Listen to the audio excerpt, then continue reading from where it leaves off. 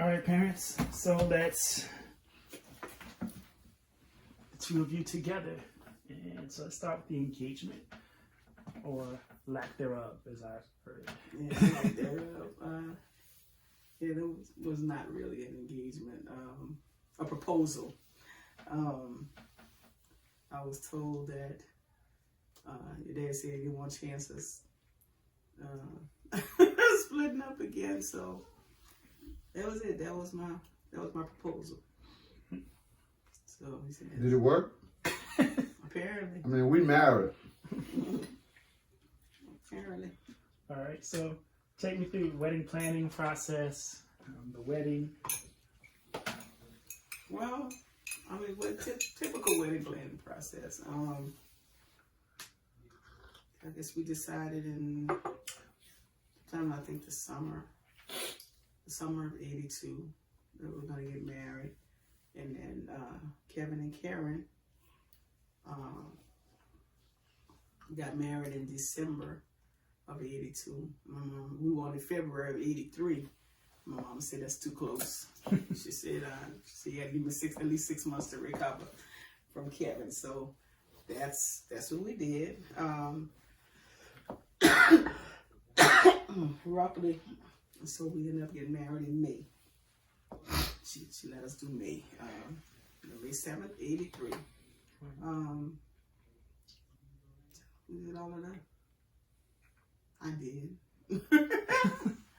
Wedding planning and stuff like that. You did what? Wedding planning. Oh, she did all that. She did. All I bought was a pair of socks. Ta-da. So tell me about early married life.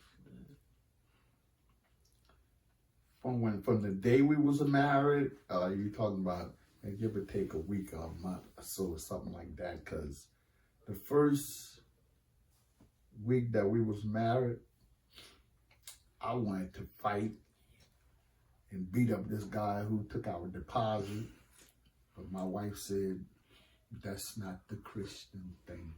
Right, so take me through that story. Hmm? Take me through that story. Well, we found this, Geraldine had actually found the house. A friend of ours, her father-in-law owned some doubles, and there was one that they were renovating on Miro Street, which was like right around the corner from my mom, across the street from Geraldine. New Orleans, you don't move that far away from where your parents are. So so we had still be watching as the house was progressing, and talked to his son, and his son led us to believe that he had the authority to rent the property, and come to find out he didn't after we gave him the deposit. And we were ready to, want to know what the progress was after we were getting closer to the date for the wedding, and couldn't get in touch with him.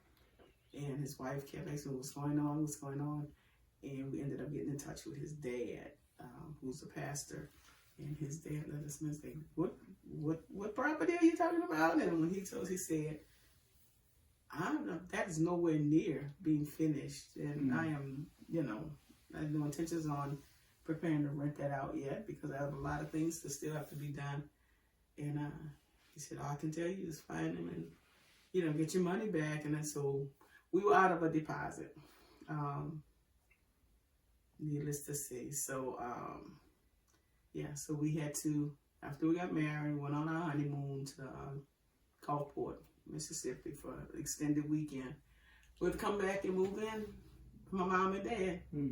Because we didn't have the money to immediately move on to another place, deposit. So we had the money, but this swindled. So now we had to save up money again to be able to move. So we stayed there. Got married in May. Stayed there through till the end of June, and moved in our first place at Gaslight Square, July 1st. And that was our first apartment, townhouse, a 1-bedroom townhouse. We didn't have a car. We didn't have a phone. and we lived the farthest away from everybody in the East. So yeah, so it was interesting. But we had church members that lived nearby, so we had like rides to church, and we kind of used to catching the bus. And I was walking distance to the bank where we banked, to the grocery. So 3 weeks, three blocks. I'm sorry, 3 weeks, 3 blocks or so. So go walk, or if I had groceries or a good bit of groceries, maybe about 4 blocks, 4 or 5 blocks. It was further than 3 blocks. And across. Yeah, because it was up to Bullet. Across the canal. No, across the canal. Yeah, that little Not ditch. to get to the bank. To The the bank. bank was the bank was down there. Yeah, that was too crowded. So things like that were close. Because the East at that time was like a up and coming. Well, the mall was in the East, suburban. so they had everything. Yeah. So right, going in the other direction was the mall, the movie theater. So yeah, I mean all of the stores, everything that we was needed. still walking distance. National and Canal Boulevard was off of Crowder. Right. Yeah, so we either way Library we walked Crowder. that way or we walked that way. It was like 2-3 blocks each way. But it wasn't no problem for us because we enjoyed that times when we could walk. Yeah, Tuesday going to the movies. Tuesday was from the dollar night, I think, at the movie, yeah. right? So yeah, so it was in the East. Like I said, it was up and coming suburban area. So it was still underdeveloped stuff. So we would still be walking the street at night, right? And we still had parades. We still had parades and stuff. Parades used to come in the East, yeah. So yeah, so you didn't have to do much to get out. Mardi Gras or whatever it was right there in the East, it was all there. Everything, the mall, banks, washateria, shopping places, stores, up and coming. You couldn't beat it. And so we were there. We were in that apartment at Gaslight for a year. And then I was pregnant with Stephen while we were in Gaslight. So we moved from Gaslight to, and I didn't want an apartment again. I hated apartments. So we moved out of there. We found a duplex. There was 2 bedroom in the front, 3 bedroom in the back. 7811 on Kedia Lane. So before we get to Arcadia Lane, there's a Gaslight Square story. That's actually one of my favorites. Well, you ain't talking about the hostage situation. Yes. The hostage takeover. Ladies and gentlemen, welcome to Hostage Takeover 101. Roll it. Go ahead. So, Eric would get up. He had to be to work for 7:30, I think it was. 7 o'clock. 7 o'clock. So he would get up early. I wasn't working. And so after he would get up and leave and get his lunch and stuff packed and everything, then I just would get dressed for the day and do whatever chores I had around the house, which wasn't much. It was 2 people living in a 1-bedroom townhouse, so you could probably pretty much eat off the floor. Had no cars. I wasn't going going a lot of places, anything. But they would come and visit me. Family would come and see me. Especially Mommy not having a phone. So Mom and Boo would make trips out there. So he left that morning, and I went downstairs, and there was a cockroach on the wall. And so flying cockroach. The cockroach was on the wall, and then it flew from the wall to another part of the wall. And so when I saw that, I got turned around and I went back upstairs and I closed the door to the bedroom, and I only left out to go to the bathroom, which was upstairs. And so when Eric got off at 3, by the time he got home, it was about 4:30, between 4 and 4:30, because he came home on the bus. And when he came home, he was used to, by the time he got close to the house, he could smell whatever, that I cooked dinner. You could just smell it, the air right there when you got closer to our door.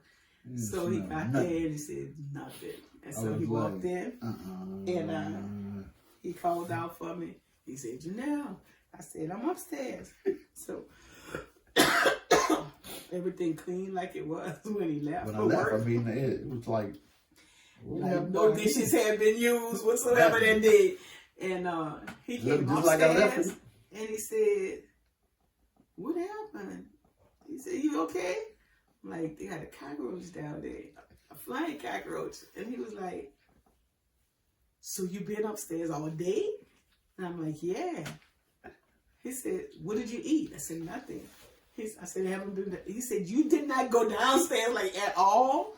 I said, no. I was waiting for you to get back home. So, yeah. So the cockroach held me hostage that whole day. Needless to say, he couldn't find a cockroach. You want me to tell you what I heard when she told me that? First thing came to my mind was, how big was this roach? Because you ain't telling me this no normal shoe-sized roach kept you upstairs all day. You're not going to get me to believe that. Come show me where the roach was at so I could find him. Well, Lord and behold, the roach never showed up. Never showed up. Make me think that story she was telling me about the roach come fishing. But I had to accept the fact that I knew she was scared of those type creatures. She'd never seen one up close, I guess. She must have never been around one. She must never know what they do. When she told me it flew, and to her surprise that it had wings and it could fly, was enough for me to just let the story die and just laugh about it at night when I'm laying in the bed. Because I know ain't no way in the world no flying cockroach gonna scare no grown woman, right? Nah. It happened. All right, so take me Acadia Lane. So, the 7811 Acadia Lane. I like that little house, Acadia Lane. Yeah, nice little the man the owner of the house lived in Houston, Mr. Wu. Mr. Wu. And it was an Asian family. And he rented out that house. The people that lived in the back of us was a mom and a daughter. They were both teachers. The mom was retired, and they lived in the back and had no children or anything. And so we stayed at that. We moved in there. I was pregnant with Stephen. Mm-hmm. Brian and Janice lived around the corner from us. And most of the houses in that area, the 2 bedrooms, ran for $375.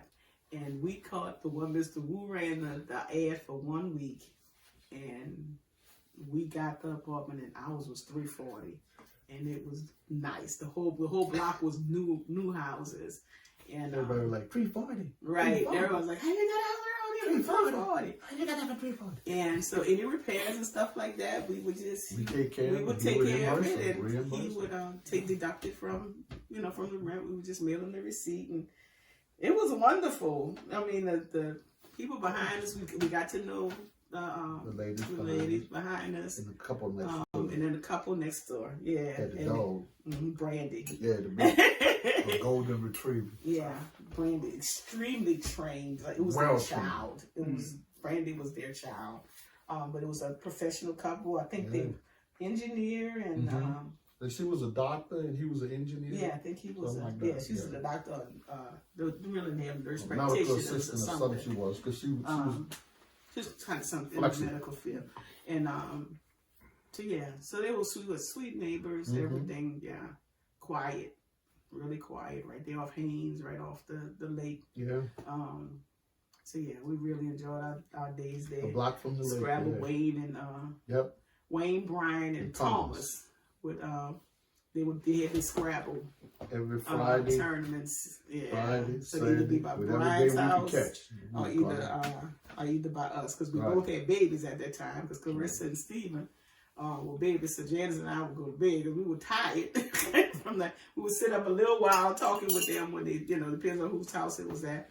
But pretty much we could put the babies down and we would go to bed and they could have the rest of the house. And it was funny. And they Scrabble tournaments.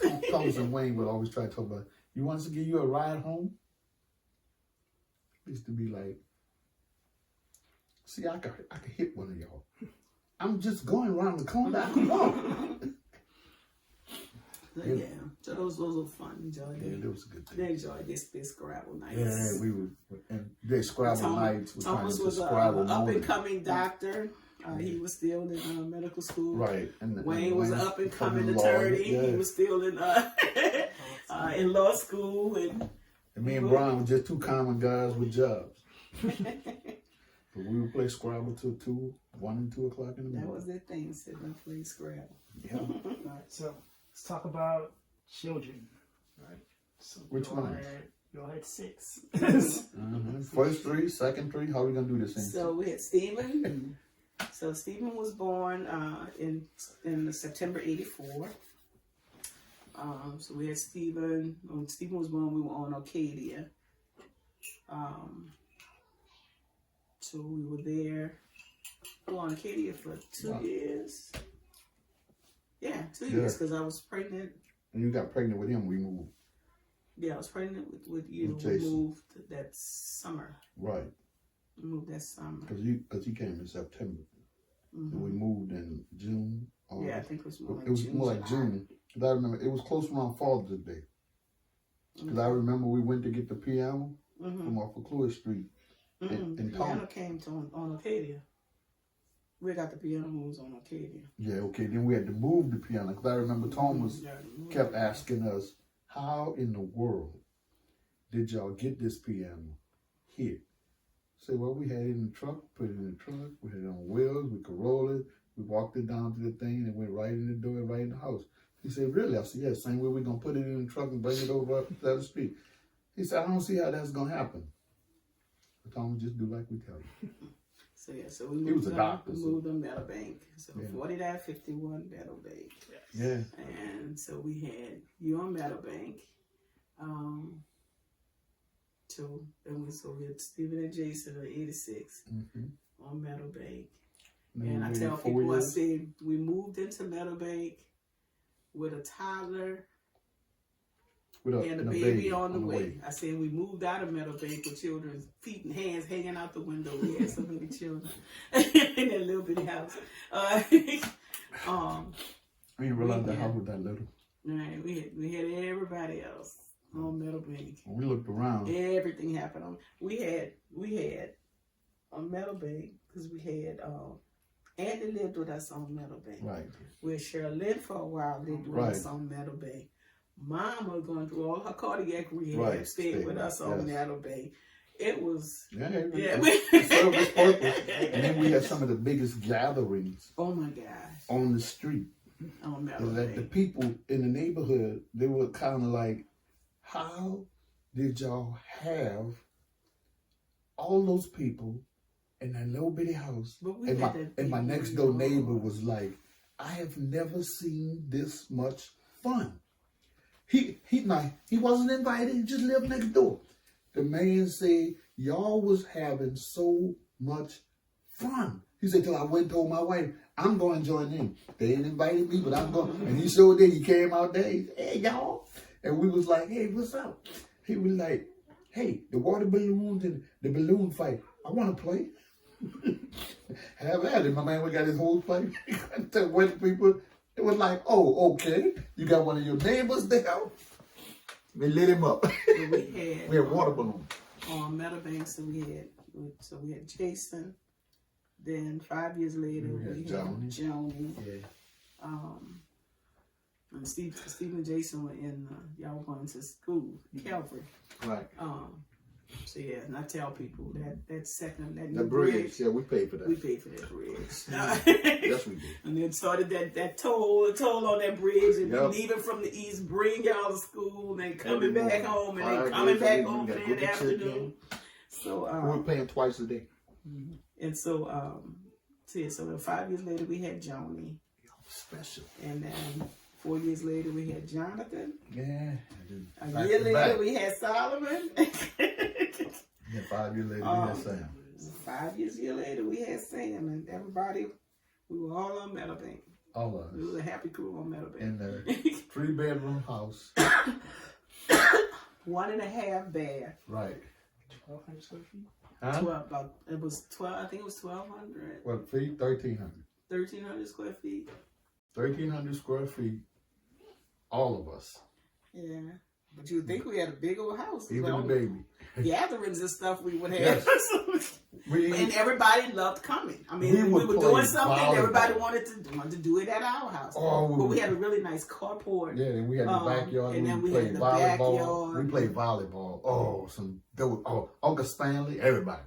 I mean, even Uncle Lloyd said, y'all having too much fun. I'm coming to play. And me and Uncle Stanley was like, Uncle Lloyd come and play? Something wrong. Uncle Stanley said, must be something in the water. So, yeah. So, So give me some memories of raising 6 children. Like, give me your highlight memory that comes to your mind. Highlight memory that comes to your mind.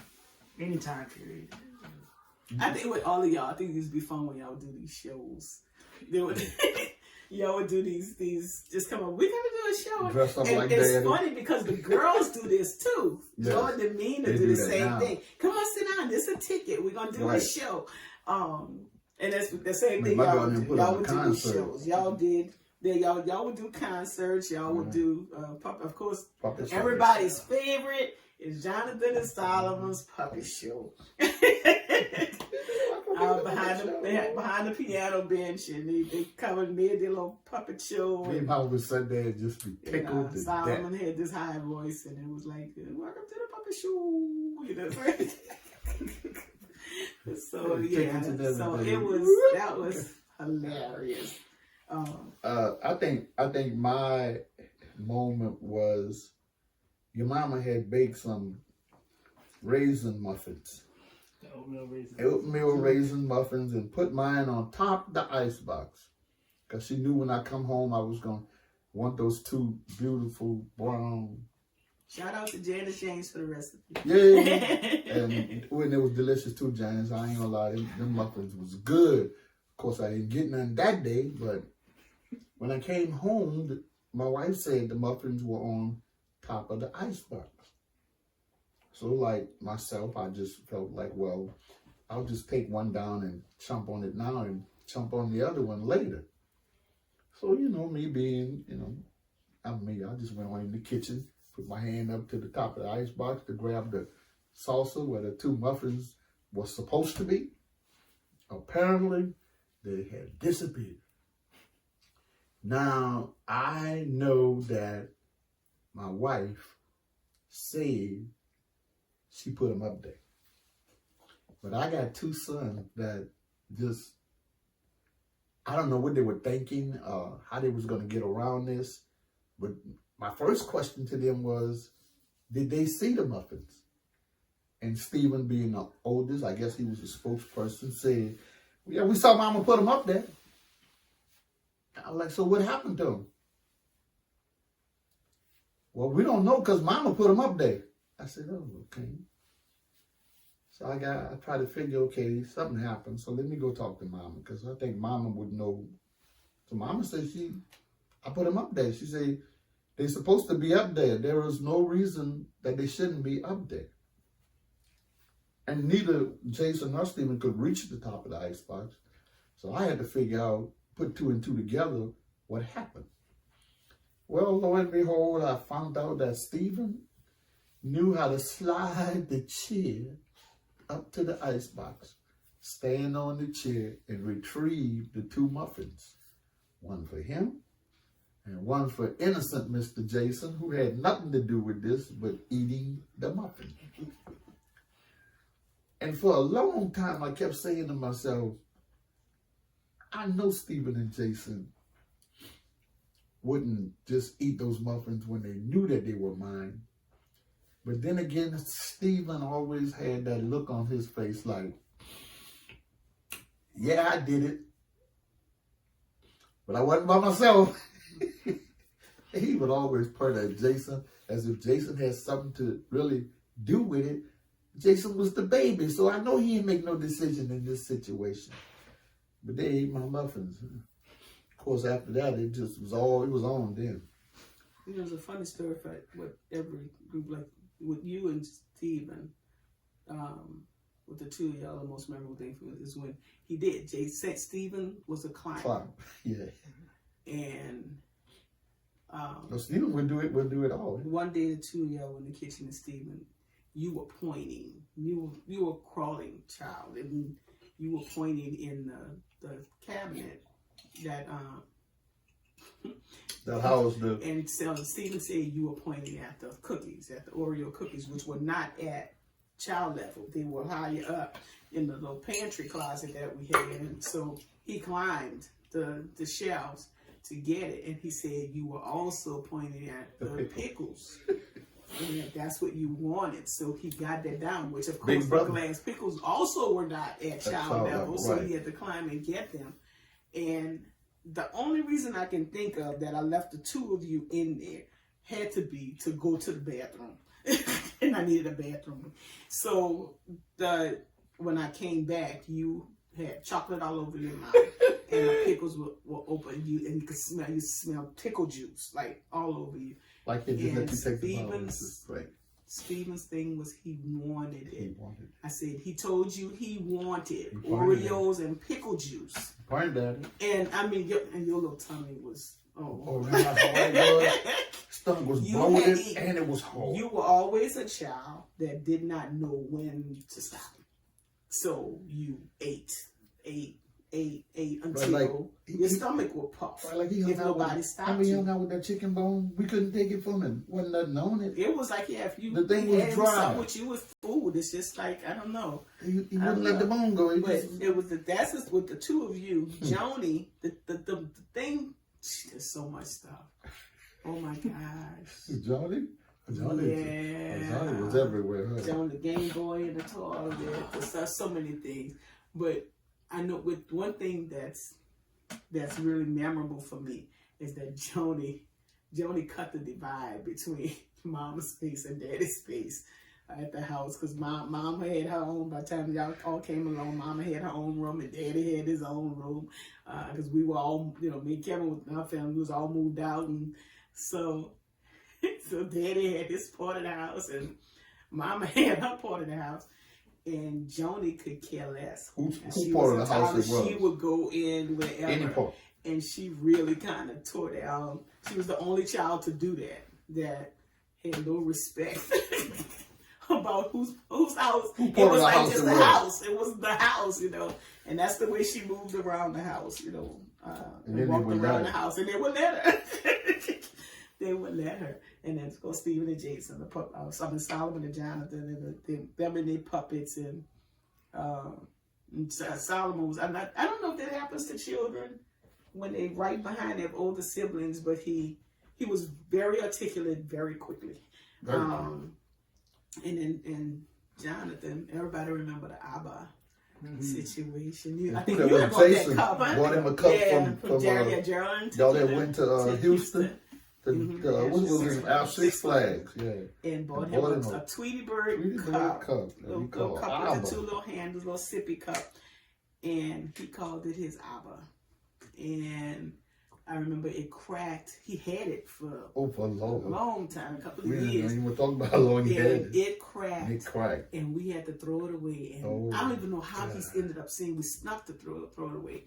And he saw it in the trash. And he just hollered, my Abba! Abba! And he just... You had to calm him down. Calm down. Like... and we bought him another sippy cup, but that thing wasn't... Nothing. No, he stopped. That was the end of the sippy cup. Yeah, he was mad. He wanted more sippy cup. And he was such a large child. He was.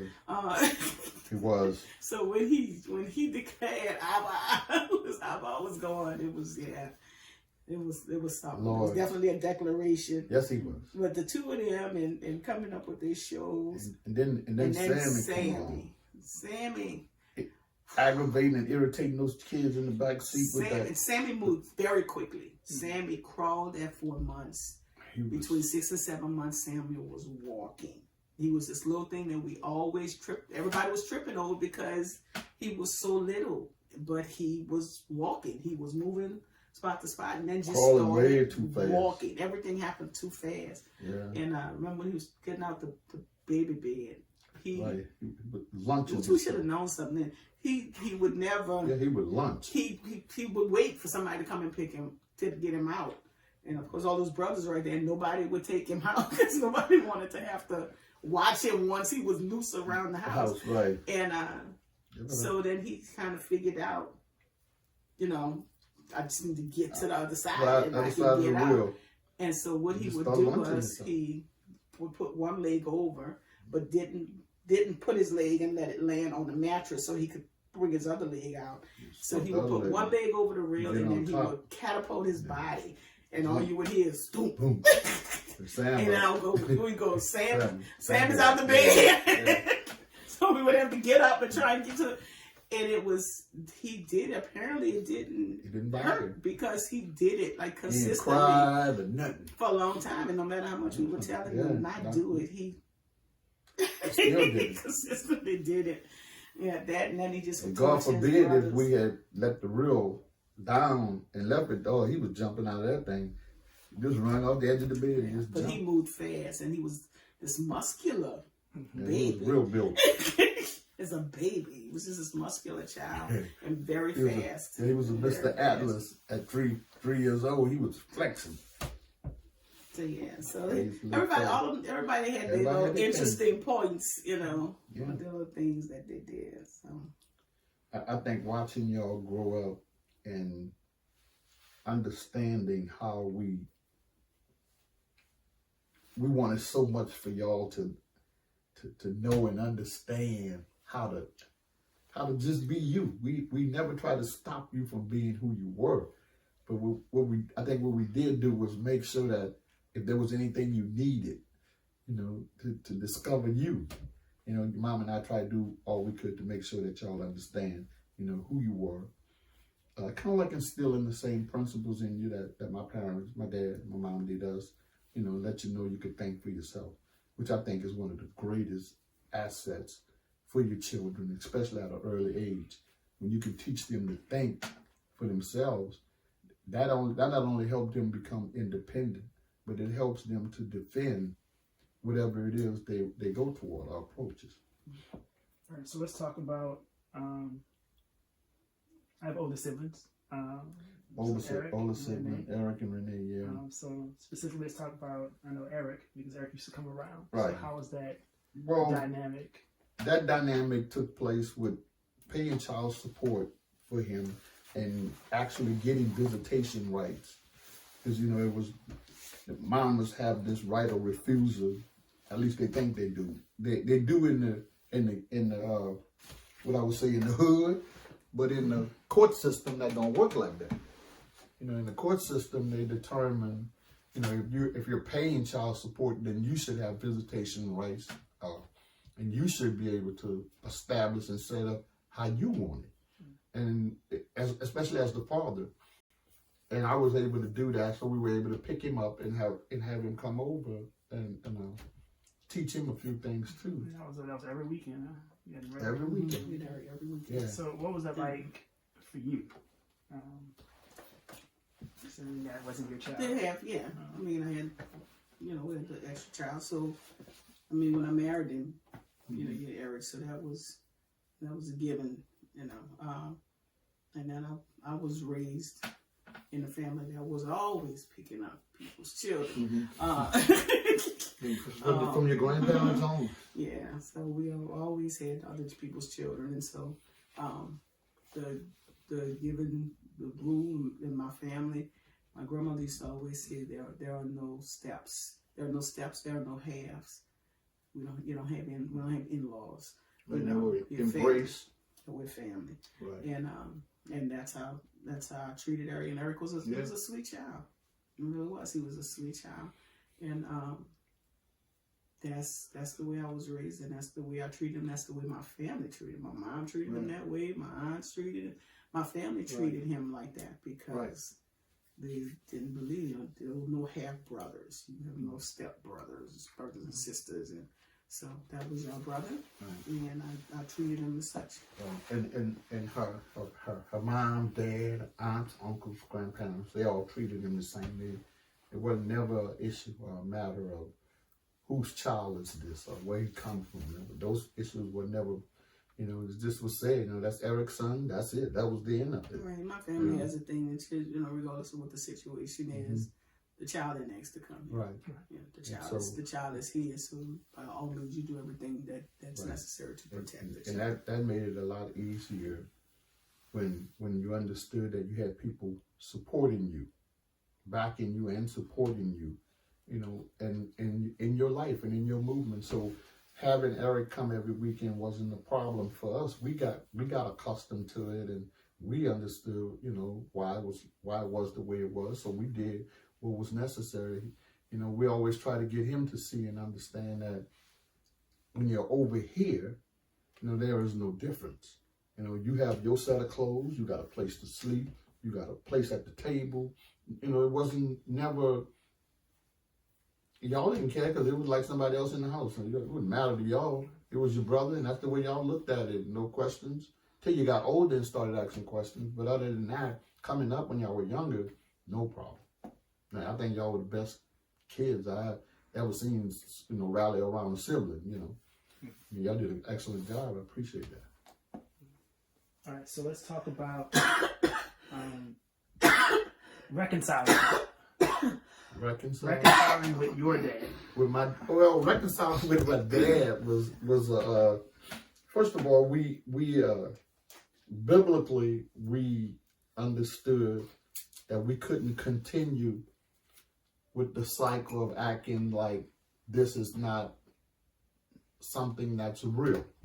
We, as a couple, had to understand, you know, that it's important that my dad, that my children know my dad. You know, it's their grandfather. And so she and I would, it grieved me because I wanted so bad for y'all to know my daddy.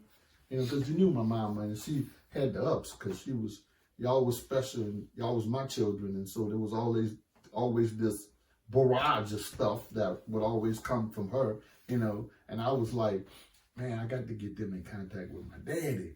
And then my mama, she just running away with this thing, you know. There's always no matter what holiday it was, you know, she always would set aside something for y'all. Like she did that with all her grandchildren. All of them, you know, it wasn't just y'all, all the grandchildren. She did all her grandchildren. You know, everybody, y'all always had a big old Easter basket, you know, 10,000 pieces of candy. And it used to be like, when I was a child, I was nice, but now I'm a dad and I'm like, hold up.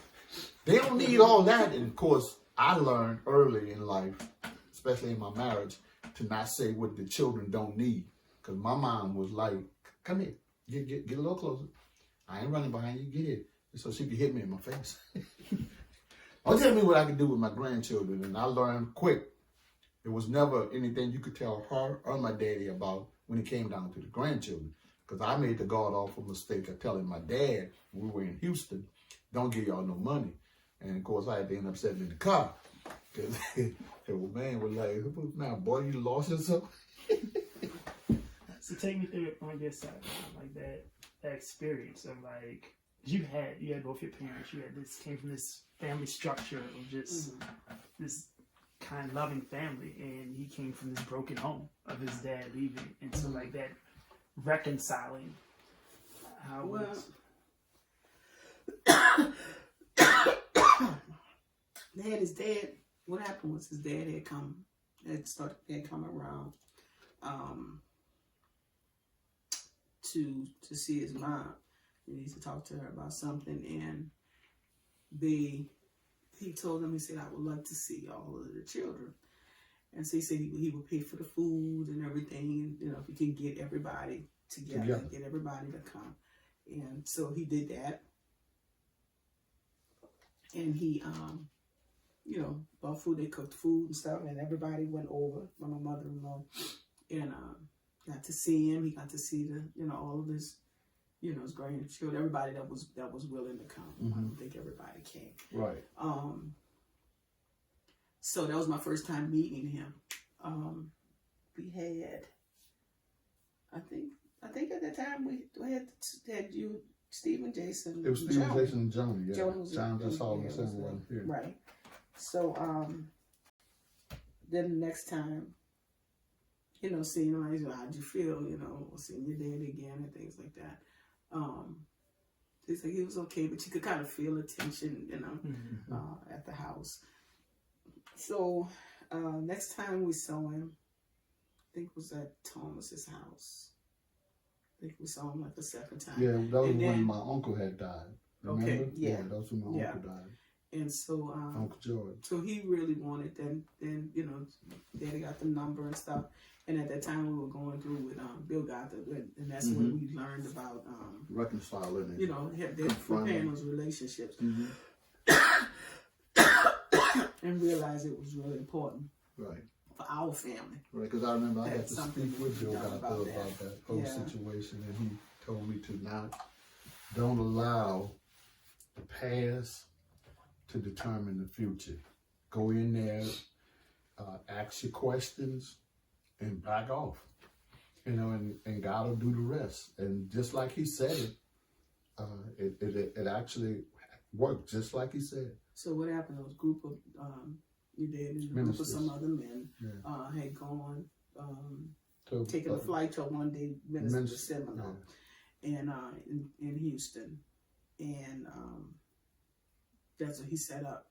You know, like I said, they had to meet him, and so they met him over there, and they went out to eat, and that's when they talked and reconciled the relationship. And my father was very open to that happening. You know, and I think he would have done that with all of them. each and every one that wanted to. Right, that wanted to.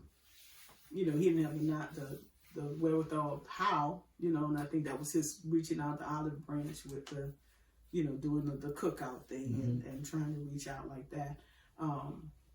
But I mean, years and years had passed. Some of them, you know, there was bitterness there. There was still angry. anger. I mean, Yeah, so anger, bitterness, you name it. It was there. he had the opportunity in Houston to do that.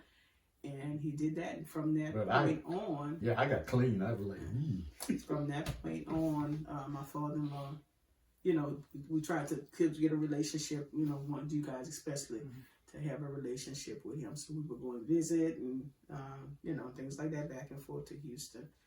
So, so yeah, the alcohol, it definitely made a difference, right. You know, in our family that happened. It's because we were able to get peace from the reconciliation, and I didn't realize at the time, but I needed that peace. You know, I needed to be reassured that you know, even though my dad panicked, and that's what I call it, panic, because he panicked and avoided the whole situation. I mean, he was able to get free from it, which is hard for a lot of my siblings to fathom that he could just go on. And I realized then that God was mending something that had happened that actually traumatized me. And I think as I grew older, and then when I got to the point of reconciliation, I understood now how now I could better handle and manage the trauma that I had gone through. It did a lot for me to really be able to start understanding, okay, people make mistakes. Okay, it ain't gonna always go your way. Okay, this ain't gonna always happen. It ain't gonna always be like that. And by God allowing the reconciliation to take place, now he was able to open up all them other doors, and I could really start stepping back and seeing, you know, well, it wasn't that bad. It was bad, but it wasn't that bad. And like I said, God has started putting people in place and in my life to show me, lead me, guide me. She was like the prime person, and she wasn't trying to be. And she didn't even understand it all, but she knew that God had molded her, you know. And when you understand her situation, how easy I look at it now to see how easy it was for her to be able to reach me, because when I look at her situation, I wouldn't trade places. I wouldn't trade my place for her place. I don't want her place, and I'm pretty sure she'll look at my place and say she don't want my place. But what God did was everything that God had allowed her to go through and was able to heal her and keep her straight and steady. Because when she started finding out the information, you know, it's kind of like, okay, all right. But in my situation was just messed up. I don't care how you look at it, it was just messed up. But God knew, because God had already dealt with her. And she became more like not so much a conduit, but she became the person that could actually look at me and say, do your best. And And I would hear her. And God knew I would hear her. When God knew I wouldn't hear nobody else. I mean, other people have been saying what she's been saying. I've been hearing it all my life. But none of those people really, I don't think it was them that I wasn't ready. Basically, to put it the right way, I wasn't ready. But when I was ready, God sent her. And what she did was, and I don't even think she realized what she did, but it was the way she did it. Just by talking to me on the phone. I don't want to know about EJ. I want to know about Eric. And for the first time in my life, somebody had actually asked me to step from behind the curtain and show her who you are. She's not buying this EJ guy. He's nice, don't get me wrong. Everybody like him. He's the life of the party. He do all that good stuff. I don't want to know about him. I want to know about Eric Rhodes. And for the first time in my life, I was challenged because somebody actually wanted to know about me. And yeah, and I think that did more for me than anything. To know that somebody cared enough to want to know who I actually am. And she was the one, and God used it. Her salvation was like lanyard for me because God saved her. And when I saw it, I saw it. The first time we got back together and I started talking to her, I was like, something different. And she was like, she knew what it was, but I think at the time, she didn't understand how to explain what it was. But when I started really listening to her, I could hear it. I could hear that she had gotten saved for real. You know, that she really knew Jesus. And I was like, ooh, and you could see it. You know, it was a big change in her life. It's not that she did anything different, you know, it's just that she was different. And you had to spend time with her to be around her to know. I was able to see all those things, and God used that to get to me. Well, moving on, let's go to something a bit more traumatic, was losing parents. Because I know you lost your father first, and then 2004 came along. My dad died in 99. Right. Yeah, he was first. And so let's talk about that, because I know he was sick for a while and didn't tell anyone. Well, he had been sick for a good while. Matter of fact, he was sick when he had the accident. When all of y'all were, when he was bringing y'all back to Houston and he had the accident, he was sick then, and he didn't tell us. And you don't know why, but God knew. And so when I found out that he was sick, it was funny because when I found it out, it was like, oh, why you didn't say nothing? And 2 weeks later, he was dead. 2 weeks, it was longer than that. It was longer than that? A few months. Yeah, it was months. It was months, yeah. It was months. I don't, I'm just sketching it. But when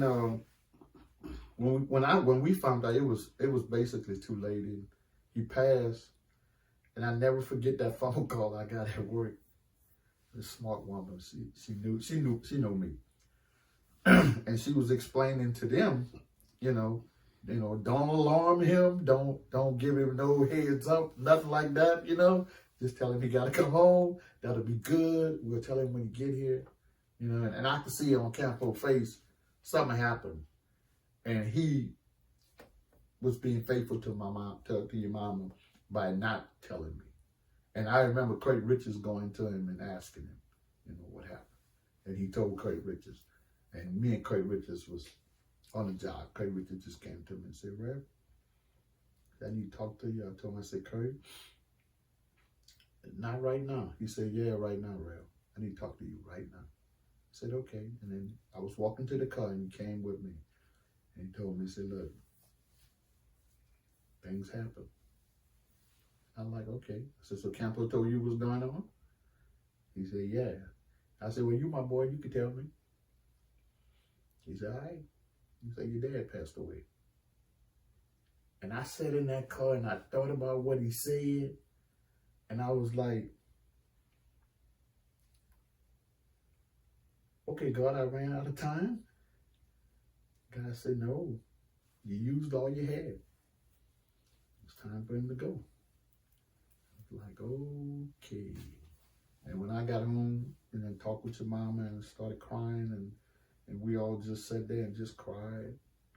And then we realized, okay, and somebody got to call across the river and tell them. Okay, so that was Grandpa. And next was Mama. Right. So we're going through a lot of sickness with my mom, with cancer, through breast cancer. We went through mitral valve replacement, the major valve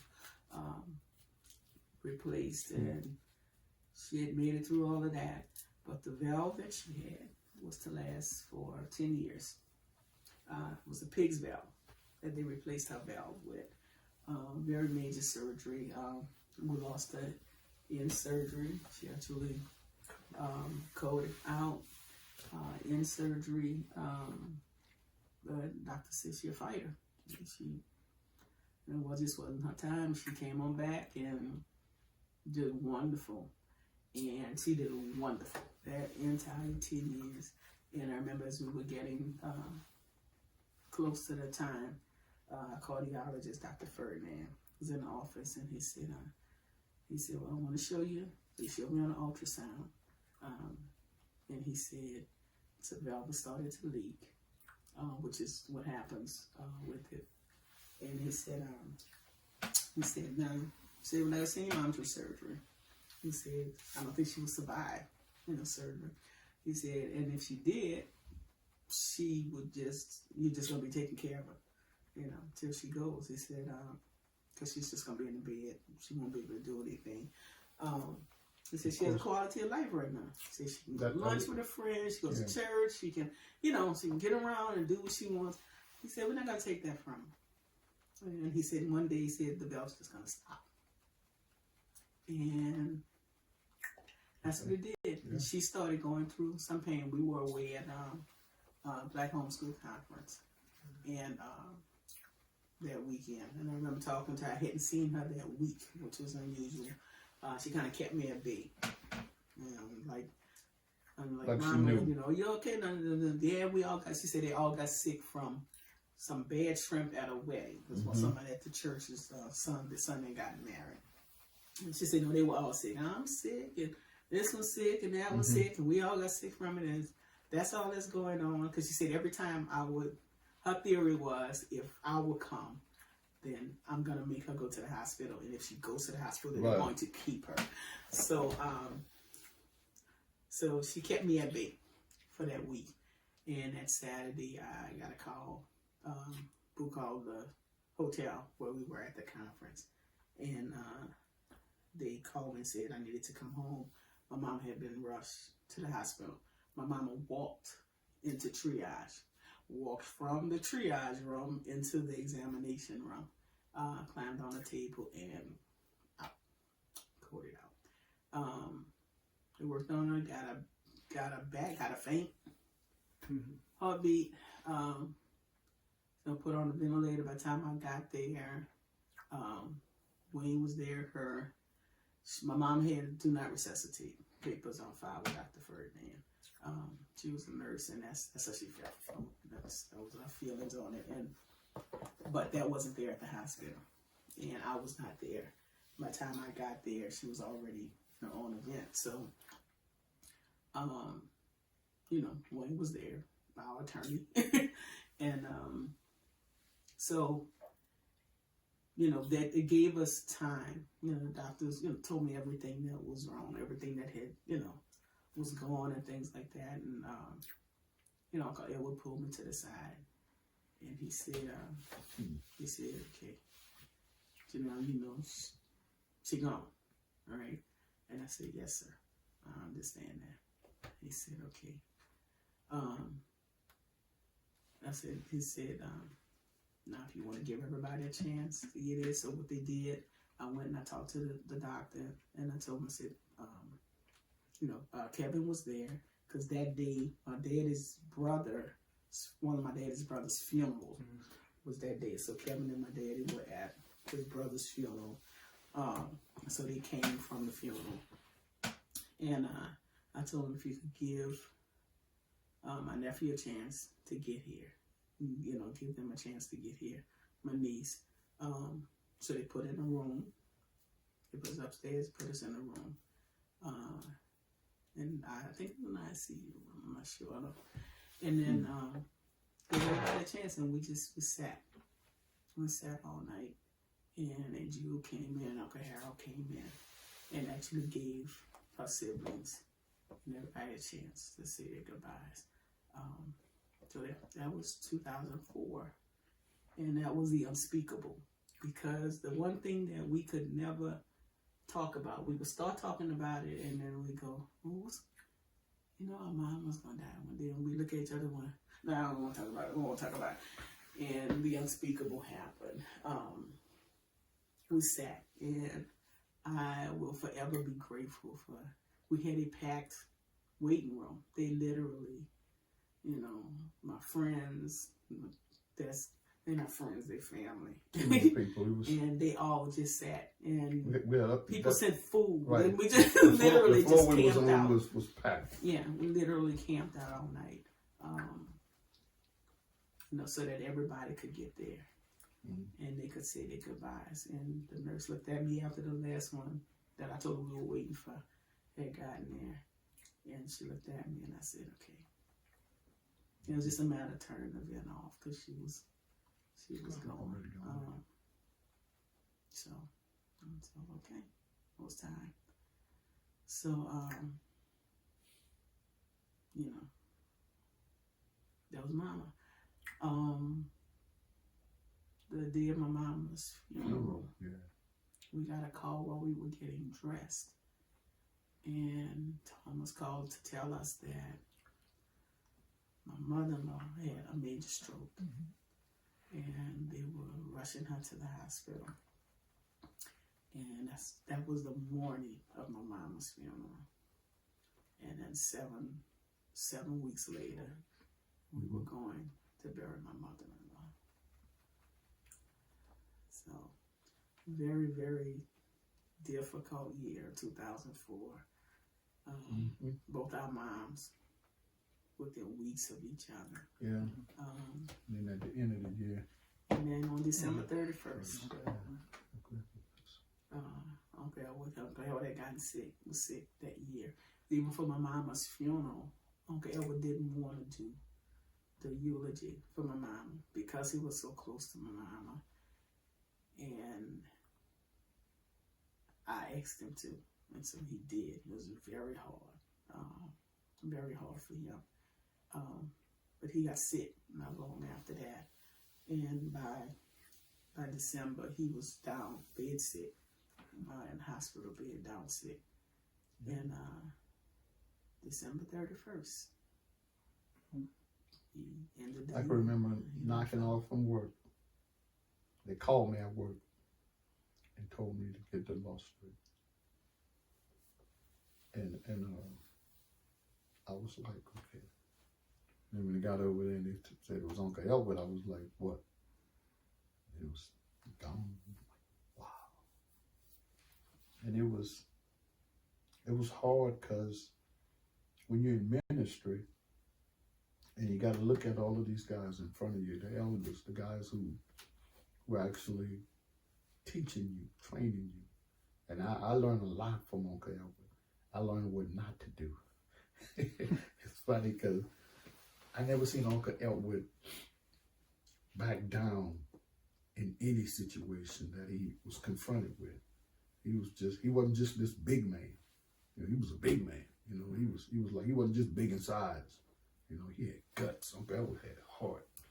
And he was always keen about you preaching the gospel and was going to give you opportunity to preach the gospel. If you say God called you, he was going to prove it. And he would put you in positions and in situations that says, if you're a preacher, then you're going to preach. And I can remember being put in front when there were guys that had been with them in ministry for years. And they were like, what's so special about you? And it was like, it ain't me. but it was Uncle Edward's way of saying, if you're going to preach the gospel, then you need opportunity. And I'm going to give you opportunity for a lot of reasons.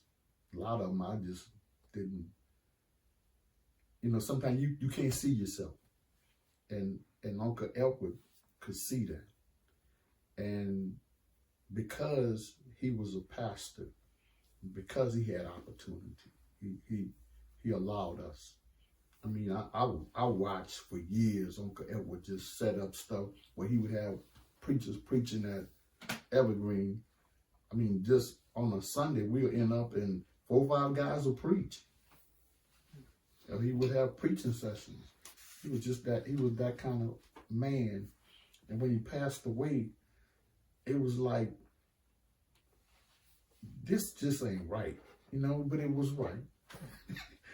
You'll never want to see it like that, but it was God knows what he's doing. And it's a blessing to I was important. I remember the thing with my mom passing, the siblings, they were so close. Mm-hmm.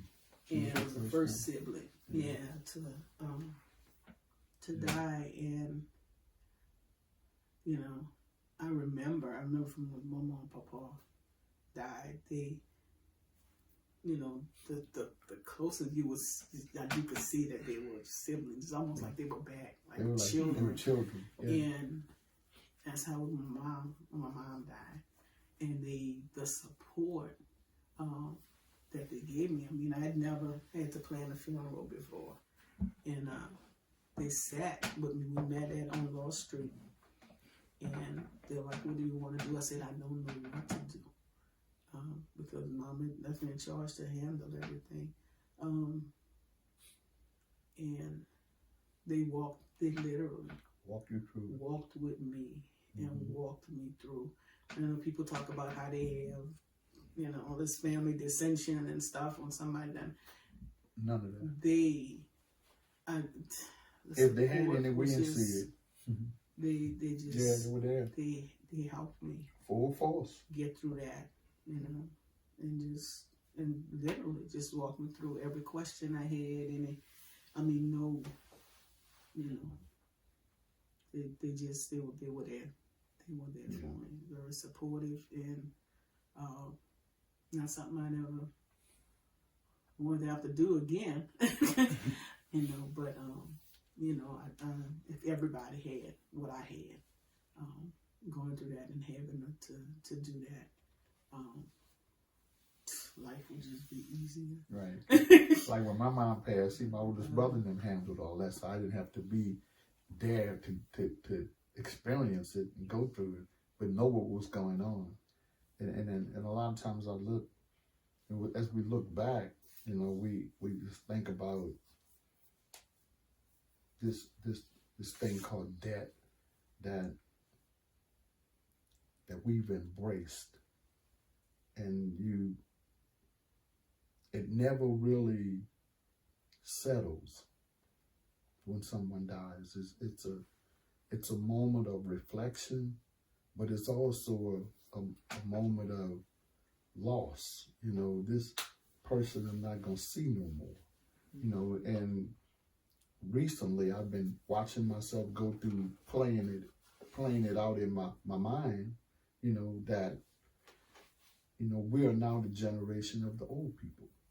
And 60 ain't old, trust me. 66 ain't old, but that's where we at. And as we approaches it, I look at all of the experience we've had. Not that we wanted it, but now we know how to navigate through it. So, if that make any sense. So that was 2004. And little did y'all know 2005 was coming. Right. So it starts out the first major thing in 05, the heart attack. Was that the first major thing in 05? Yeah. That was March the 11th, 05. Mm-hmm. Yeah. It was a start Monday with morning. You, and then we'll get to. It was a Monday morning. I get up every morning, 7 days a week But this Monday morning, I got up, got dressed, dropped Jason. Mom, you dropped Jason. You dropped me off first, and then you dropped Jason off at school, and I went into work. I'd been at work maybe 30, 35 minutes. You got a meeting? Yeah, I was in a meeting on the bus listening to the foreman. And all of a sudden, I just felt like I need to go get a drink of water, because I'm having trouble catching my breath and not paying any attention to it, while it was in the process of happening. I got off the bus, walked to the water fountain, got a sip of the water, raised my head up to swallow the water. And the next thing I remember from there was my hat was going in one direction, my glasses was going the other way, and I hit the floor. And lo and behold, I was having a heart attack. And How old? I was 49 years old, 165 pounds, just had a physical. I was given a good bill of health. On March the 11th, I had a heart attack and they rushed me to the hospital. 45 minutes after the heart attack started. It's amazing how everything started to shut down, but my hearing, I could still hear. Couldn't see, couldn't talk. I had no motion, I couldn't move nothing. It's the scariest time, but it was also a time of understanding this invisible God who could speak to you while you're having a heart attack and say, I got you. And I'm like, this don't look like you got me. This look like I'm dying. I'm sorry. This don't look like you got me. I got you. That's what I heard from Christ. Now, what I heard from everybody else was amazing. Because I heard people saying in the emergency room, I'm not touching him. 45 minutes? Move him over there. It was almost, let him die. 45 minutes? Why bring this man back? Why put these people through that? And I think they talked with Mom. They talked with her. And I think she said to them, if there's a chance that you could bring him back, bring him back. Because he like bad grass. You just bring him back. So let's go from your perspective. Well, I ain't brought you yet because you were at Delgado. Dropped your daddy off that morning because we were living in Slidell. At that point, Stephen was here with the children. So I brought your daddy to work, dropped you off because you were in testing. You had, I guess, midterms. Yeah, midterms. March. And so I brought you drops. I said, I'll just wait because that's all you had that day was that test. And once you finish the test, we head back home. Because I'm still homeschooling the children. And I got over there and was sitting out waiting and decided to be my boo. Came back, picked you up. I left the cell phone with you. So when you finish, you could just call me my boo to come pick you up. We had one cell phone. And so you did that. You called. And I think when you called, I'd already gone back. I was sitting outside of Delgado waiting for you to come out because I figured it was close to the time you would be coming out. You had a certain amount of time to take the test. And you came out and you said, Mom, the phone kept buzzing the whole time. Stephen been trying to call you. Boo tried to call. I said, okay. And we called, Stephen. Called Boo first. And said, Eric's job called. They having to rush him to the hospital. So I said, okay. So we went. She said, I sent Uncle Stanley because we couldn't get you. So we went straight to the hospital, to Methodist Hospital. We got there. Y'all got there before me, huh? Yeah, when we got there, he wasn't there yet. They said they had an ambulance that was coming in. We still didn't know what happened. what had happened with them. I called Steve and let him know we were at the hospital. And we waited. Uncle Stanley sat there with us. And we waited, and the lady said, well, could you come on and get him registered? And, I was nervous. I'm like, yeah, whatever. We waiting. And so then she went back. She said, okay. She said, if they were able to pull it up now. She said, it's probably him. I was like, okay. So I came back, sat down. The nurse came to the door. He said, Mrs. Rhodes. And I got up, went over, and the nurse at the swinging doors for the emergency room area, and we walked in, and he pulled me immediately to the side, and the nurse said, I need you to listen to me, Ms. Rhodes. That your husband is having a heart attack, like right now. He's having a heart attack. He's very scared. He's just very scared. He's conscious. You can talk to him. He said, but I need you to tell him he's going to be okay.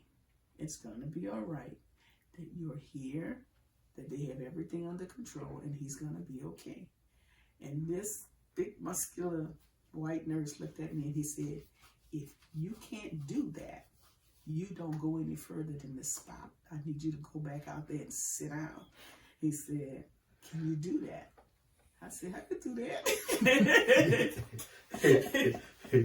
And you better believe verbatim, when they let me back there, I went, it's going to be okay. You're going to be all right. They had it under control.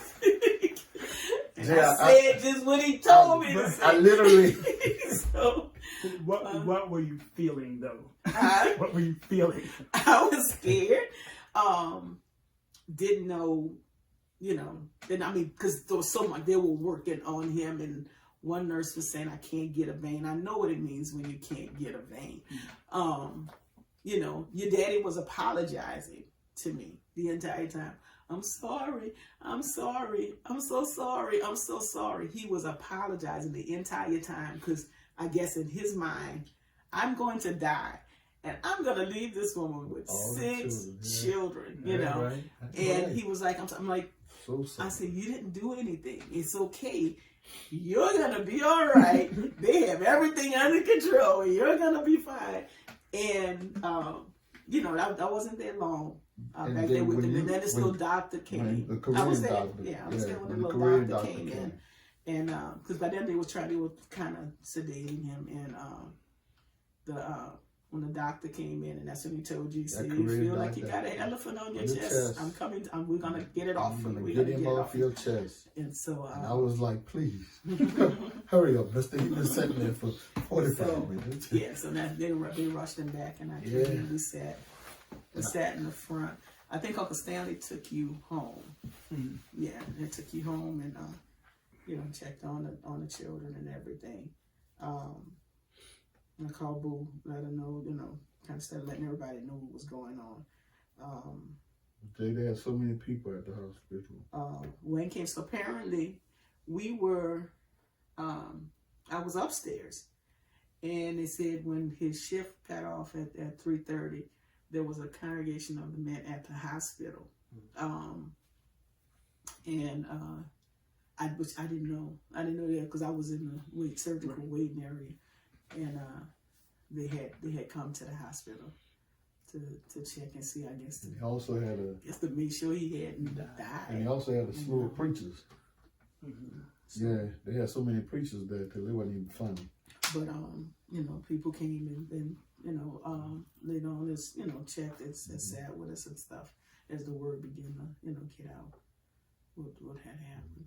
But so that was the heart attack. And it started out 2005, March 2005. And then August. Yeah, into August. August of 2005, we had a friend, we had a visitor. And then you graduated. Mm-hmm. 2005, and then August was country. There she comes. I mean, stole and took everything. So we and asked some questions. thinking we were going out for 3 days. So the 3 days. miracle, that was a miracle situation for us. By that time, he never went back to work. Never went back. After the heart attack. So we ended up retiring from the job. He'd been there 20-something years. He ended up retiring from the job. Put on disability. And no, they had you on disability. Retired from the job. He pulled your pension. It was a pension, your retirement, something. He had some money, and we pulled that. And he was doing carpet cleaning on the side already. And that's when we decided to go ahead on and start the business, Clean Right. Yeah. And did that. And we were getting Clean Right off the ground, and we're actually bringing enough income that we were able to survive, off Clean Right. And we had bought a van.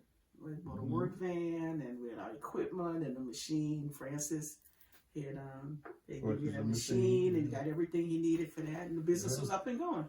He had apartment complexes that he was cleaning contracts, and we were on New Orleans. We had New Orleans East and Covington. We had New Orleans East, Slidell, and Covington. Yeah, well, all the way up to Madisonville. All the way up to Madisonville.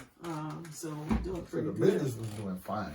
And we were able to schedule it at a comfortable pace, for him to do so many jobs a day. That's what we wanted to do. So many on Saturday. And so when Katrina happened, we didn't have like extra money. Right. So we had jobs that day. Three jobs. We had 3 jobs that Saturday. And I said, Eric, the only way we're going to be able to evacuate is if all 3 of these jobs pay us cash. To be able to get out, which normally didn't happen. We used to get paid by checks. And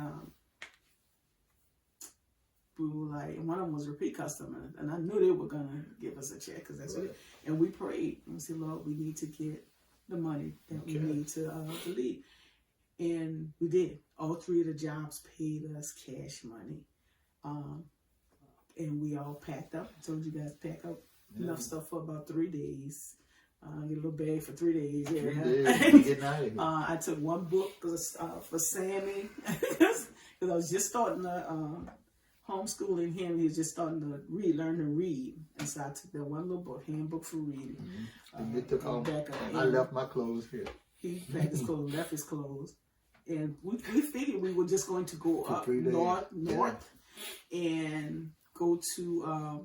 We were actually headed for Shreveport. We were trying to get up there higher. Higher than that. Yeah. But we're trying to go up north, Arkansas. And we were just going to stay in the, not the shelter, what you call us, on the highway. Trailer park or car, but we were going to go to the rest area. Yeah. We figured we go with enough money for eat, gas, go to the rest area, because we figured by the time we go somewhere, go to the rest area, sleep, and maybe go visit whatever the area was, eat. Right.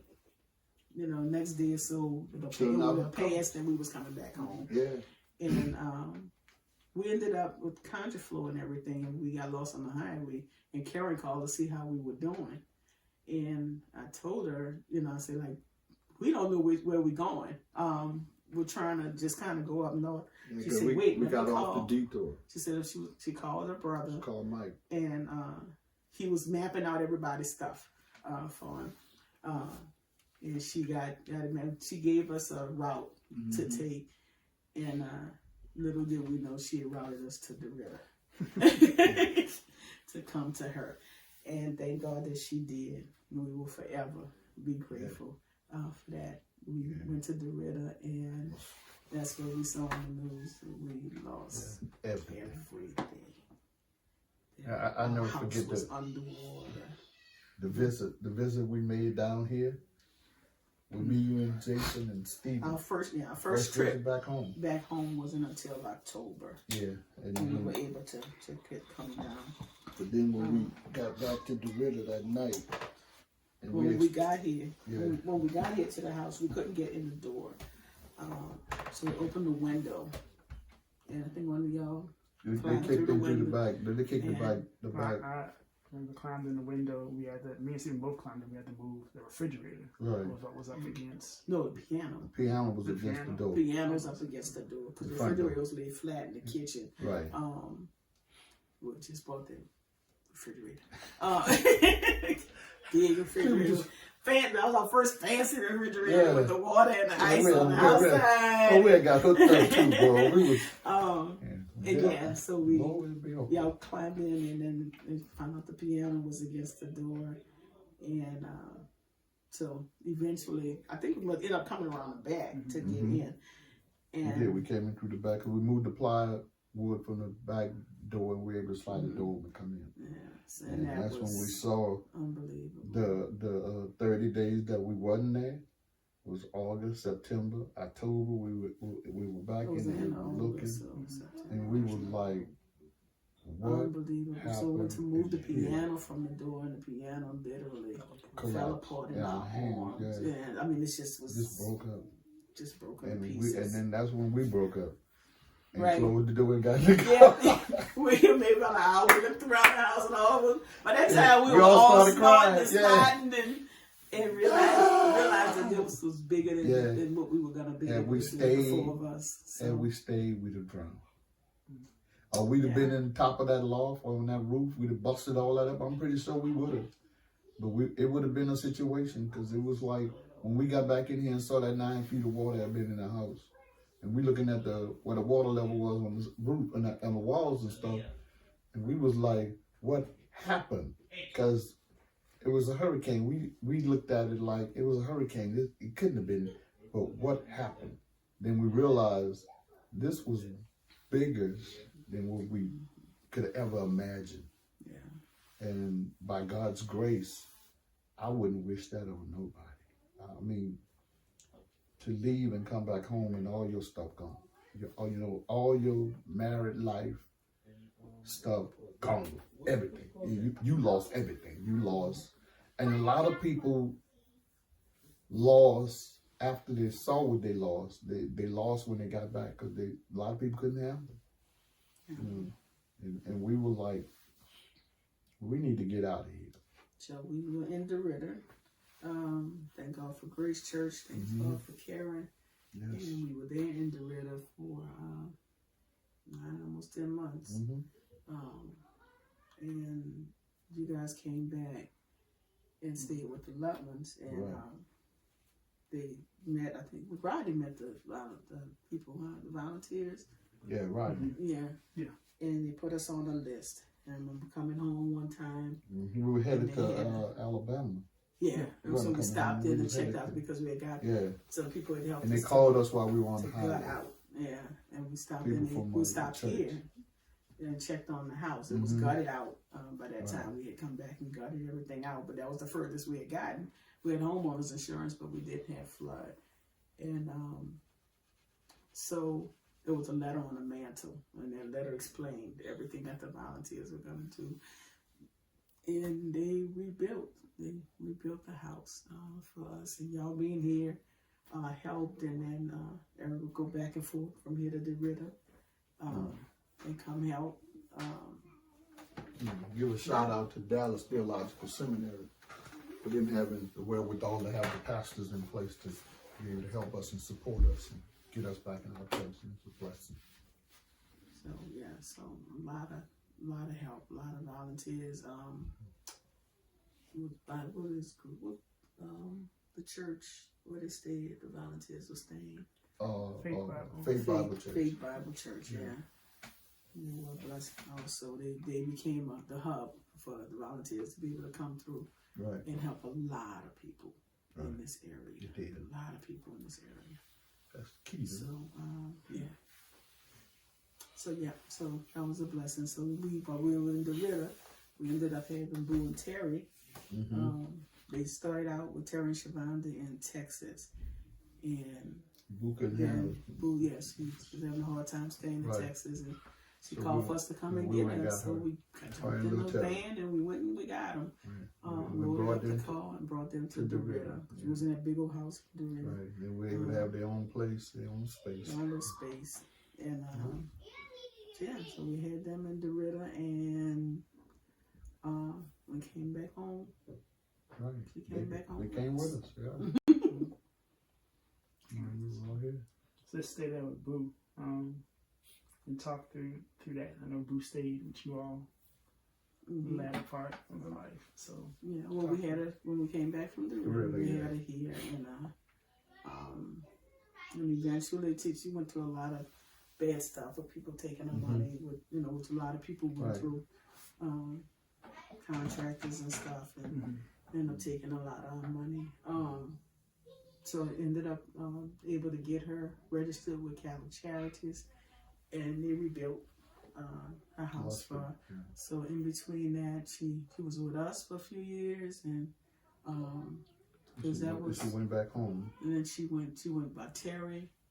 She stayed by Terry and Shavonda for a while. And then I think she kind of started feeling like she was a burden that it wasn't right. After a while we had her and we had Daddy, but she was here for a couple of years, for a few years after we came home, and she stayed with Terry and Shavonda and them for a few months. I'm not sure. I don't think it was a whole year, but that was towards the end of her house, getting finished up, and then eventually she was able to go home. Her and Terry moved in and went home. We got up set up with everything. And she got, health got worse. And she wasn't where she could stay by herself. And so we ended up taking her back here. I told her, I said, when you get ready, because I really didn't, I know she wanted to go back home. Daddy was the same way. They wanted to go home, just like we did. They wanted to go home. So, so my health got worse, and I said, when you're ready. And she called one day and she was ready. And I got her stuff and brought her back here. Changed some of her doctors because I hated what was going on with that. They really weren't trying to help her. It was just pushing pills on her. Exactly. And so we got her into some occupational therapy and some things, got a little mobile, moving around. She started going, to church and things like that. And Chris would pick her up for church because he was in Mississippi. So he'd swing by, pick her up, and then go on in for church. And after a while, she started falling a lot. She wasn't able to maintain her balance. She was having a difficult time. And then her health started deteriorating more. The falls are not good. And then one day, one morning, I woke up that morning to go check on her, and got her up, got her to the bathroom, and I could see she wasn't herself. She hadn't eaten the night before. She didn't have much of an appetite. And so that's why I got up like extra early to go and check on her that morning. And I said, I knew you wasn't going to be too good this morning, not because you didn't eat too well last night. And got her some food and got her a little fruit cup. Figured maybe it's just sugar. And so we needed to do that. And then got her stuff to go in and take care of her for the morning. Do what we normally do. And her mouth twisted down. And she went made her scream for Eric. And I said, call 911. I don't know what's the matter. Call 911. I really was calling for an ambulance to come. And she said, the lady told us, get her flat to the floor. And the ambulance was on its way. And, we're working with CPR. And, she had to check in for stuff. And we're telling her what was happening. So we were in there, working on her, doing what they were telling us to do with 911. And the ambulance workers got here. Fire department and the ambulance got here. And when they got here, they went in the room.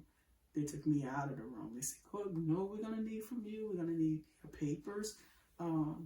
Well, she's giving you, the medical policy. Yeah. He said, I need you to get that. So when we go to the hospital, we're going to need all of that. And what they did, they wanted me out of the room because she was gone. Yeah, she passed. And when that happened, they allowed me to go. I can go back and forth, but they would let her. And so when I was able to go in, it was just to see someone die, like right there. You did all you could do, and much more you could do. Right, because I mean, I had to have my tools in my arms. And it's like, it really makes me wonder now, how much can we really handle? I went back and forth with it. Yeah, did I miss something the day before? Right. Did I miss something in the morning? Did I, it's like, he said, you were right there, in my face. You took care of her every day. You didn't miss nothing. It was her time. You didn't miss nothing. And the thing I was more scared of was, I didn't want you to come out of this feeling that it was your fault, and I kept telling you that, you did all that you could do. When you've done all you could do, when you've done your best, that's all you could do. And I think nobody could ever look and say, well, you could have, or you should have, or this could have. It's gone now, but the reality of it all is this: to be there in that moment, as a couple, as a husband and wife, and to experience that, as a family, because I could not have done what I was able to do with Mama, with Daddy, with Boo, without the support, without your support and the support of these children. I mean, Solomon and Jonathan have learned how to take Boo's close. They actually, everybody knew how to, we all knew how to do what to do. They all knew everything. I mean, I took care of her, a lot of her personal things, but I took care of all our personal things. But they, they knew they were there to help do everything. Literally do everything. As children, they learned how to do everything to help take care of her. And the support from Eric, especially when we had both of them, because Daddy had days he wanted to go to the house, as an amputee, which means you loading up the wheelchair, not to do nothing. I think you had a day that you had to do just that. Bring him over there so he could just ride around and look at the house and see what's going on. At the house, and so, stuff like that, and y'all did it, and there's no way I would have been able to do what was done with them. But now too, when we look back at it now, we kind of like understand. Okay, God is always constantly preparing us for the next phase or the next step or this. And what it did for us, it gave us the ability to be able to minister to others that didn't know in the future that they were going to be going through this, but they were our friends, and they could call us, and we could pray with them and share with them, and encourage them to understand, it's not your fault. Because one of the things that we do as people, we blame ourselves for situations that's really out of our control. And I knew how she felt about Boo, and so I knew what I didn't want her to do was get into that mode that it's my fault, and I kept telling her, we've done the best we could do. If there was something else that we could have done, we'd have did it. And I thank God for the fact that time heals wounds if you let it. She had just gone to Thomas, Thomas as our primary care physician, and Thomas had just seen her like 2 weeks, about 2, 3 weeks. Before that, and it's like he was so excited. He said, "Boo." He said, "Look, all your level, everything was amazing." Everything He's like, "This is like looking at your chart and looking at what you had. It's like, this is amazing. You're doing so good. This is." And then, when Jill said, she said, "I didn't know she was that sick."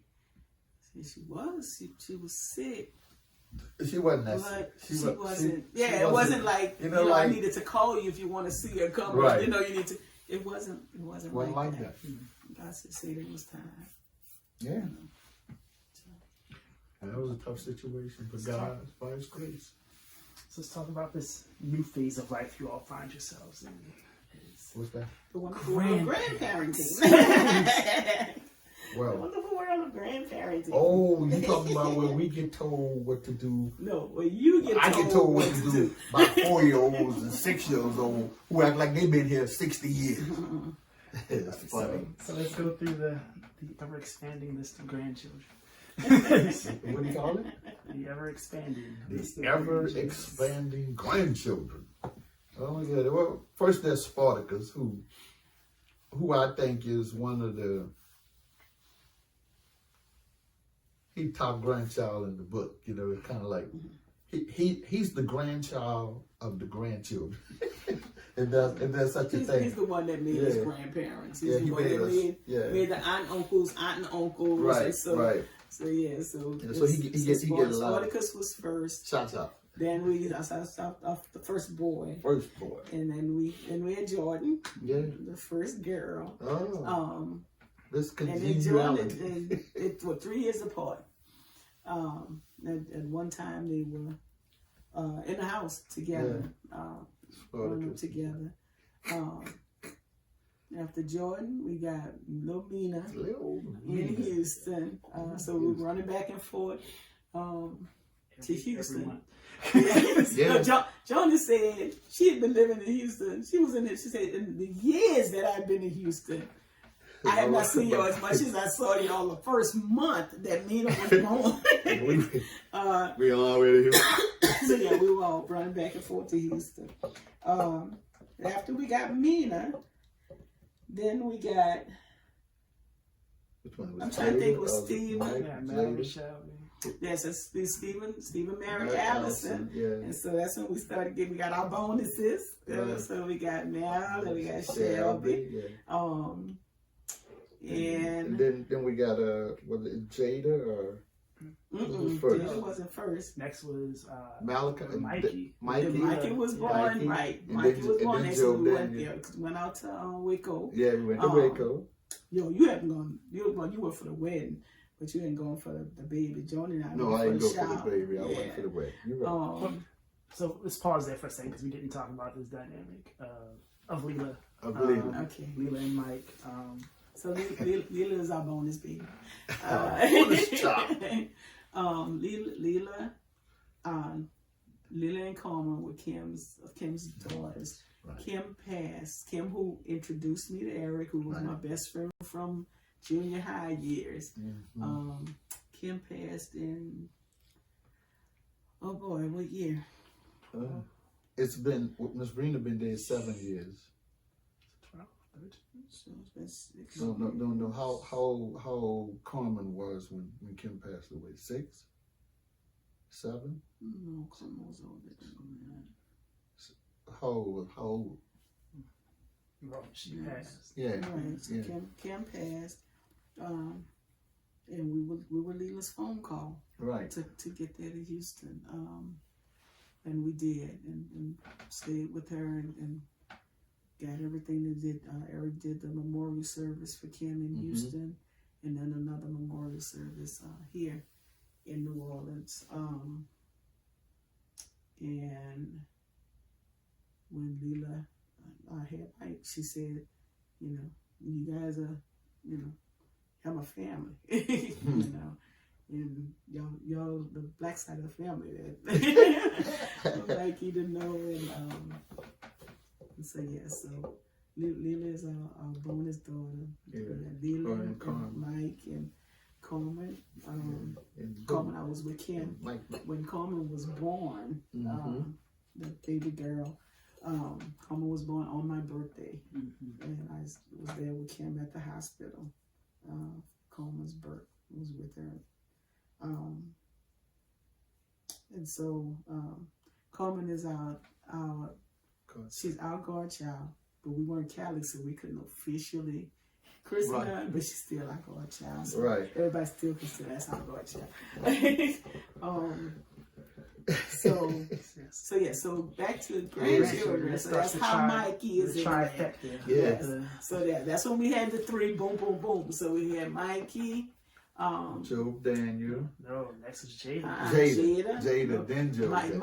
Mikey's October, and Jada is November, and then Joe Daniel was leaving in December. Right. So after we had Joe Daniel, they had a couple of years. Couple. Not even, A year. Yeah, a year. Well, no, because Malachi's not a year yet. Right. Joe Daniel's too. So a couple of Yeah, years. it was a couple of years. It And didn't seem like it though. All right. So, Joe and then we Daniel. have Mr. Malachi. Malachi. You know, and we still got a special place in our heart for London. Berlin's calling. Another one of our Yes. bonus. Another one of the bonus children. Yeah, Yeah. special place in our heart for Yeah. London. So Mr. Malachi is so far the baby, waiting on Solomon and Lyric. And also remember Jonathan Lachelle. Jonathan Lachelle. It will be in there. Upcoming marriage. Yes, it will. So, You can wait for Sam. wait for them. Well, You can Sam, wait for Sam. don't call her name. Just say Sammy. Sam needs to get out of LSU. You heard that shout out, huh, Sammy? And Get out of LSU. And so, and then years from then, Yeah. we'll look for him to Amen. have a wife and Amen. have a family and move on. And we pray that we here to see it. Yeah. So, We're here to see it. what would you all say to your grandchildren who may see this, or your great grandchildren who may see this years down the road? What's one piece of advice you would give them, and one piece of advice that you would give them? To love the Lord with all your heart, your soul, your mind, your strength. Love your neighbor as yourself. Your family is amazing. They're amazing. God has blessed us with a foundation in Christ. You said and heard the history, you know, so that you all will continue in that.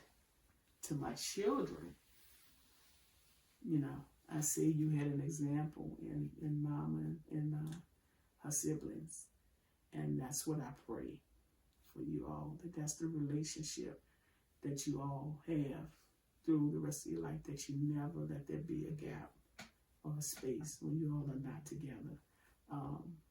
You should never, no one, and I say it this way to all of you, no one should ever ask you, how's your brother, how's your sister?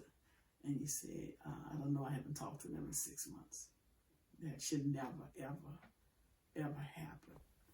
My advice to my children, my grandchildren, my great-grandchildren, this is trademark material.